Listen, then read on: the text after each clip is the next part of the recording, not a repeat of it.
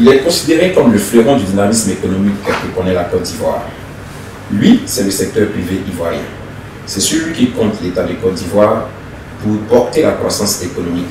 Mais mieux encore, l'État attend de lui d'être un contributeur important pour sa vision d'atteindre l'émergence à l'horizon 2020. Fidèles abonnés de notre rendez-vous économique mensuel, nous recevons pour ce numéro M. Alain Kouadio, vice-président de la Confédération générale des entreprises de Côte d'Ivoire et par ailleurs président du conseil d'administration de Kedan Group, et M. Zézé Stanislas, président directeur général de Bloomfield Investment, agence panafricaine de notation financière. Bonjour M. Alain Kouadio. Bonjour Olivier. Bonjour M. Zézé. Bonjour. Notre première question s'adresse à M. Alain Kouadio. La situation à ce jour du secteur privé ivoirien, brièvement. Alors, à l'analyse de l'indice de performance, on peut dire que le secteur privé ivoirien se porte relativement bien. Et, ça m'amène déjà à dire pourquoi est-ce que nous avons pris l'initiative de demander à Bloomfield de nous éditer un tel indice. Pendant longtemps, le secteur privé ivoirien n'avait qu'un seul baromètre. C'était le baromètre de son environnement des affaires, qui était donné par le Doing Business. Quand on regardait le classement dans le Doing Business, on définissait notre environnement des affaires. Et cet environnement des affaires disait, secteur privé, l'environnement est propice au développement des autres activités. Et il s'améliore. Mais ce baromètre ne dit pas, est-ce que dans cet environnement qui est propice, le secteur privé est performant? Est-ce que dans cet environnement qui semble être propice, le secteur privé est efficient? Est-ce qu'il est efficace? C'est ce qui nous amène donc à créer cet indice de performance du secteur privé qui va prendre deux éléments. Le premier élément, c'est bien entendu l'environnement dans lequel ce secteur privé évolue, qui sera pondéré à 15%, et puis les éléments intrinsèques à l'activité du secteur privé, tels que son chiffre d'affaires, tels que sa production, tels que ses investissements, tels que son stock, etc., qui va définir ce qu'on appelle l'indice de l'activité, qui est pondéré à 85%. C'est de ces deux indices, d'une part, indice d'environnement, 15%, indice d'activité, 85%, qui ensemble définissent l'indice de performance du secteur privé ivoirien. Et comme je disais, sur une base de 0 à 100, on est régulièrement au-dessus des 50, donc notre secteur privé se porte relativement bien. Transition toute trouvée, nous allons nous adresser à M. Zézé Stanislas, celui-là qui a la tête de l'opérationnalité de tout cet indice-là. Est-ce qu'aujourd'hui, vous pouvez nous donner un bilan? Écoutez, merci. Je pense que, comme le vice-président l'a dit, nous sommes dans une économie qui est performante. Nous avons commencé cet indice à l'initiative du patronat l'année dernière, en janvier, donc on a sorti les résultats en février, qui était autour de 48 sur 100.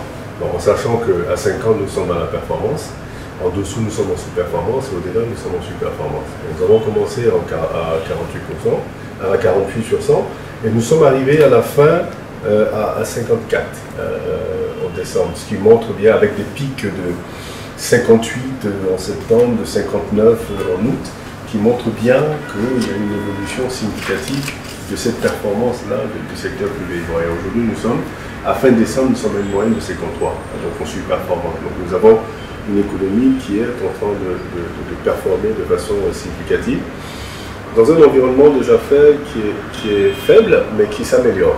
C'est important de comprendre ça. Il a commencé à 36, aujourd'hui nous sommes à près de 39. Il reste fragile parce qu'il reste en dessous de 50, mais il s'améliore. Donc l'objectif, c'est que on anticipe que d'ici la fin de cette année, on devrait pouvoir atteindre les 40, 45, voire même 50, pourquoi pas. Mais nous sommes dans une bonne tendance, et ce qui est très important de signifier.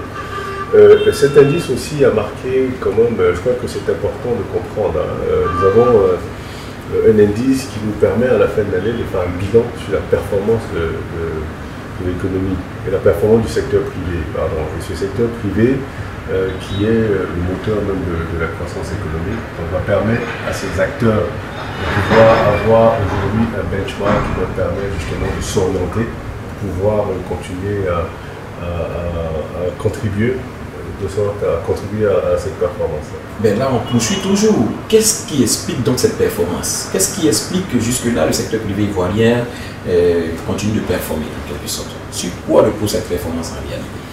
Écoutez, sur plusieurs différents secteurs d'activité, là par exemple, vous avez à fin décembre des performances qui sont toutes au-dessus de la moyenne de 5 ans de performance. Donc vous avez par exemple le secteur agriculture qui termine l'année à 67, vous avez le BTP qui termine à 58, vous avez l'industrie qui termine à 55, vous avez le commerce qui termine à 59, et les services qui terminent à 51. Donc nous sommes dans une configuration de surperformance qui est extraordinaire. Donc vous avez tous ces différents secteurs qui tirent l'économie vers le haut. Et donc nous sommes dans une configuration d'une économie vraiment sur une pente de développement extraordinaire. Ok, là nous nous adressons au vice-président. Qu'est-ce qui a été fait pour que nous arrivions aujourd'hui à de tels résultats?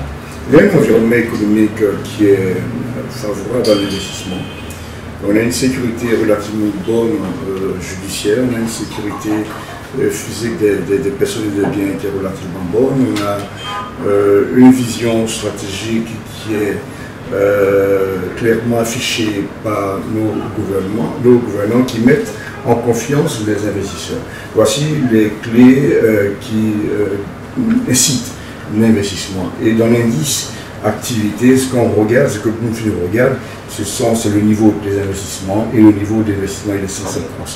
Et qui dit un niveau d'investissement, on a une corrélation très forte avec la production, donc on a une bonne production. J'ai changé avec Youssouf Karus de Bloomfield. C'est dommage, on aurait pu utiliser des éléments comme la valeur ajoutée, mais malheureusement, bon, c'est un élément qui reste relativement abstrait pour nos chefs d'entreprise, quoique ce soit un élément qui soit totalement performant. Donc on a d'une part un environnement des affaires qui s'améliore avec un secteur privé qui commence à avoir de plus en plus confiance en ça. Un autre élément aussi qui est fondamental, on a un secteur privé qui est mieux organisé, qui travaille aux standards internationaux, qui sont de plus en plus informels vers le secteur formel. On a un secteur privé aussi qui suit la même résilience que l'économie dans laquelle il se trouve. Comme on dit, l'économie ivoirienne, quand on la comprime, elle se détend. Et c'est la même chose culturellement. Les entrepreneurs ivoiriens ont cette résilience et savent, après une forte dépression, s'étendre. Et je pense que c'est cet ensemble d'éléments-là qui démontre la performance de notre secteur privé, même si on a un environnement des affaires, comme Stan l'a dit, qui reste relativement faible, mais qui s'améliore. Il est bien, je dirais, d'avoir des performances à ce niveau-là, mais il est encore mieux de maintenir ces performances sur le long terme. Donc, qu'est-ce qu'entrevoit la Confédération Générale des Entreprises de Côte d'Ivoire, le patronat ivoirien, pour permettre à cette croissance-là de demeurer mieux, de pouvoir progresser encore davantage sur le long terme? On a un secteur privé qui est très responsable, qui se prend en main. Vous avez des secteurs tels que le secteur de la distribution qui reste très très performant parce qu'on a, avec notre développement économique qui commence à être de plus en plus inclusif, une bonne classe moyenne qui émerge. Donc on a un marché aujourd'hui qui nous permet d'avoir foi en l'avenir et de faire des investissements. Donc forcément, notre secteur privé restera performant, va créer des emplois, va créer de la richesse parce que les perspectives économiques sont bonnes. On est à 8,9 points de croissance, on ne retrouve ça nulle part dans le monde aujourd'hui. Pour ce qui concerne les actions que mène la CESOCI, ce sont des actions de solidarité, d'un encouragement que le président Diago exprime toujours à l'endroit du secteur privé ivoirien. Encourager les Ivoiriens à entreprendre, encourager les Ivoiriens à gérer leur activité aux standards internationaux, encourager les Ivoiriens à ne pas avoir ce complexe qui dirait que c'est les autres entreprises qui doivent être performantes. Nos entreprises aussi peuvent être performantes si elles décident d'évoluer selon les standards internationaux. C'est ce discours que le président Diago et son bureau maintiennent et on pense que les résultats sont perceptibles. Selon l'indice, encore une fois, de performance, notre secteur privé se porte bien. à M. Zizé Stanislas, au regard de l'indice de performance du secteur privé, quelles sont les perspectives à moyen terme et à long terme? Écoutez, les perspectives sont bonnes. Vous savez, nous sommes dans une dynamique de croissance évolutive. Hein. Je pense que la probabilité que nous ayons soulevé une baisse d'activité ou une réduction d'activité est plutôt faible. Nous sommes dans une tendance à la hausse. Hein. Vous voyez bien, il y a de plus en plus d'investisseurs qui sont intéressés par la Côte d'Ivoire. Nous avons une économie qui a une capacité extraordinaire de rebondissement, comme le disait tout à l'heure Alain, et donc nous sommes dans une tendance à la hausse. La probabilité que ça baisse est quasiment nulle. Donc forcément, nous on anticipe à moyen terme, on anticipe que la Côte d'Ivoire va certainement atteindre ce qu'on appelle les double digits, hein, va atteindre une croissance à 2 chiffres. Ce qui serait évidemment propice pour l'environnement. Vous avez un environnement des affaires qui est en train de s'améliorer malgré la fragilité. Mais ce qui est intéressant dans cette économie, c'est qu'on a un secteur privé qui lui tire l'environnement vers le haut. C'est quand même extraordinaire. Généralement, c'est le contraire. C'est l'environnement qui crée des circonstances nécessaires pour l'investissement. Et là, ici, nous avons un environnement, nous avons un secteur privé qui est très performant et qui, lui, est en train de façonner, justement, l'environnement des affaires. Donc, en train d'obliger l'environnement des affaires à se mettre à jour. Okay? Donc, je crois que le tribunal de commerce, le commerce qui a été mis en place, je crois que c'est un peu une demande extraordinaire et forcée du secteur privé. Donc, le secteur privé va forcer cet environnement-là. On a encore un souci sur la performance de l'administration. Et ça, c'est une des faiblesses. Malgré les améliorations, il y a encore énormément de choses. Donc il y a un travail de réinvention de l'administration qui devra se faire. Et ça, c'est très important. Je crois que les politiques ont commencé à travailler sur les réformes nécessaires pour l'amélioration de la performance de l'administration. Mais c'est en ça qu'il est important de comprendre que les hommes qui travaillent dans l'administration doivent avoir une nouvelle approche désormais. Et ça, c'est très important.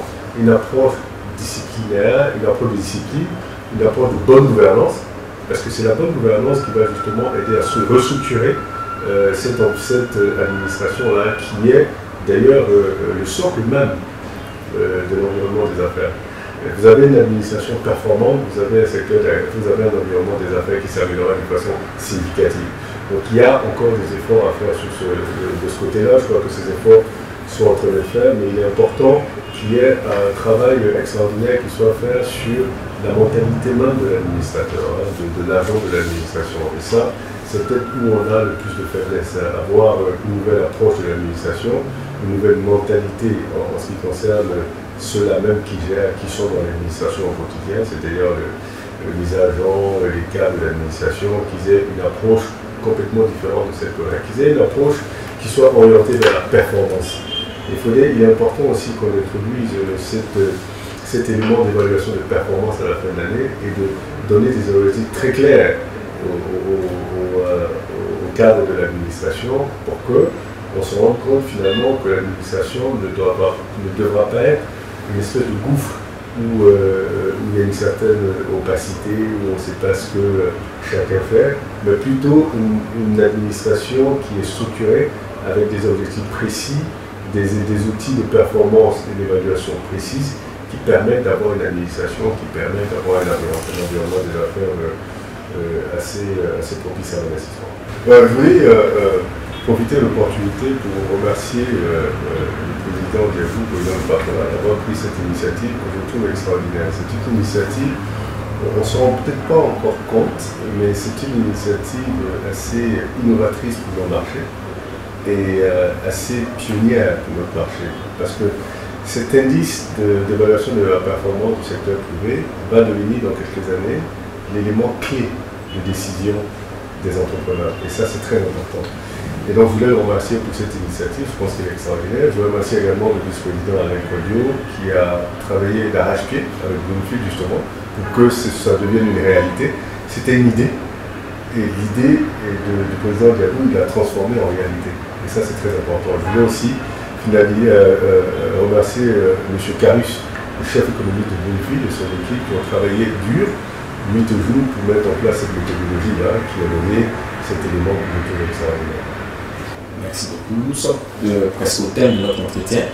Juste l'impression de la CGC sur l'IPS, l'indice de performance du secteur privé.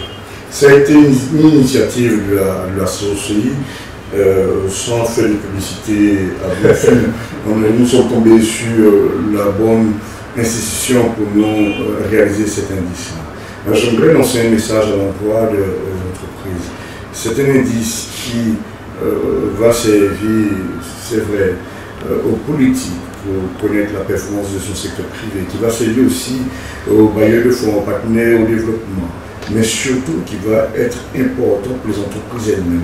Vous savez, c'est un indice qui définit les différents secteurs d'activité. Vous, en tant qu'entreprise, dans un secteur d'activité, tout de suite, vous pouvez vous savoir si vous êtes surperformant ou sous-performant en regardant cet indice. Aujourd'hui, on a environ d'un échantillon de 200 grosses entreprises, qui est un échantillon très représentatif du secteur privé ivoirien. On aimerait, d'ici à la fin 2016, avoir 500 entreprises consultées et 500 réponses de ces entreprises. Donc c'est un indice qui est important, qui est quasiment le premier indice dans tout le secteur privé ouest africain et qui est le seul indice qui, encore une fois, donne la vraie nature du dynamisme de ce secteur privé, qui tire la croissance vers le haut, qui est créateur d'emplois et de richesses. Il n'y a pas de raison que les entreprises ivoiriennes s'exonèrent de cette tâche qui consiste à renseigner ce formulaire qui ne dure que 2 minutes de temps pour le renseigner. C'est un appel que je lance et le président Diabo, qui au mois de mars va commenter l'évolution de l'indice secteur privé, lancera aussi cet appel à l'endroit du secteur privé ivoirien. C'est sur cet appel que nous disons au revoir à nos abonnés et nous disons aussi merci à nos invités. Je rappelle que nous étions avec M. Alain Quatio, qui est le vice-président de la CGC, par ailleurs président du conseil d'administration de Kedan Group, et de M. Stanislas, président, directeur général de Bloomfield Investment. Merci, monsieur. Merci.